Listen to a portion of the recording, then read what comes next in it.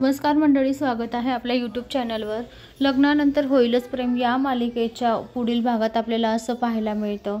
आता नंदिनी काव्याचा मूड चांगला ठीक करण्यासाठी तिच्यासाठी सरबत घेऊन आलेली असते आणि म्हणते, काव्य हे बघ, काहीतरी पिऊन घे, तू काहीच नाही खाल्लेलं आहे सकाळपासून। पण आता काव्य काही ऐकायला तयार नसते। काव्य म्हणते, तू जा बरं इथनं, निघ बरं तू इथनं। तर आता काव्य नंदिनीला हळतूड करत असते। तर आता नंदिनीला समजत नसतं काव्याला काय झालंय, काव्य अशी का वागतेस। या रम्याने नेमकं काही ना काही सांगितलेलंच असेल काव्याला, तिच्या मनामध्ये काहीतरी भरलं असेल।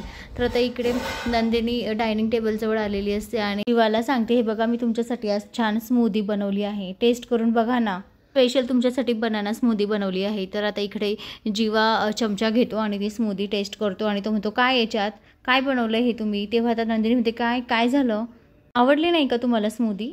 आता जीवा इतका भडकतो, जीवा म्हणतो की स्वतःच्या मनात आला आणि दिलं दुसऱ्याला प्यायला, हे काय चाललंय तुमचं। तर आता इकडे पार्थला खूप वाईट वाटतं। पार्थ म्हणतो, जीवा काय चाललंय हे, अशी काय पद्धत आहे बोलण्याची, तुलाही काव्याची हवा लागली का, असं आता तो जीवाला म्हणतो। तर जीवा म्हणतो, हे बघ दादा, तुझ्या बायकोशी कंपॅरिझन करू नको बरं माझं, आणि तू का आमच्या भांडणीत पडतो आहेस। तेव्हा आता पार्थ म्हणतो, एक मिनिट, तुझा मोठा भाऊ आहे मी, तेव्हा तू नीट बोलायचं माझ्याशी।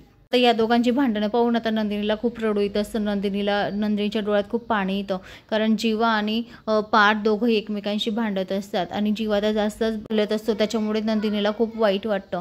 तर दुसरीकडे आता नंदिनी काव्याकडे गेलेली असते। तेव्हा आता काव्या चिडूनच म्हणते, नंदिनी ताई, तू माझी नंदिनी ताई आहेस ना, ती आता माझ्या जास्त डोक्यावर बसायला लागली आहे, हे सगळं तुझ्यामुळे होतंय, तू आहे या सगळ्यांमध्ये, तू इथनं निघून गेलीस ना सगळे प्रॉब्लेम सॉल्व्ह होतील, तर प्लीज तू ताई इथनं निघून जा, असं आता काव्य धमकावतच आता नंदिनीला म्हणत असते। तर नंदिनी तिच्याकडे एकटक बघत असते। नंदिनीला काही सुचतच नसतं की माझी बहीण मलाच इग्नोर करते।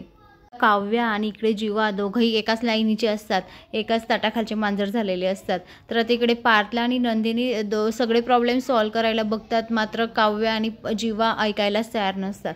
तर मंडळी, पुढे आता जीवा आणि काव्या पार्थ आणि नंदिनीला समजून घेतील का, की आता काव्य नंदिनीवरच ब्लेम करत राहील, हे पुढील भागात आपल्याला पाहायला मिळेल। तर मंडळी, अशाच मालिकेच्या नवनवीन अपडेटसाठी चॅनलला लाईक आणि सबस्क्राईब करा, शेअर करायला विसरू नका। धन्यवाद।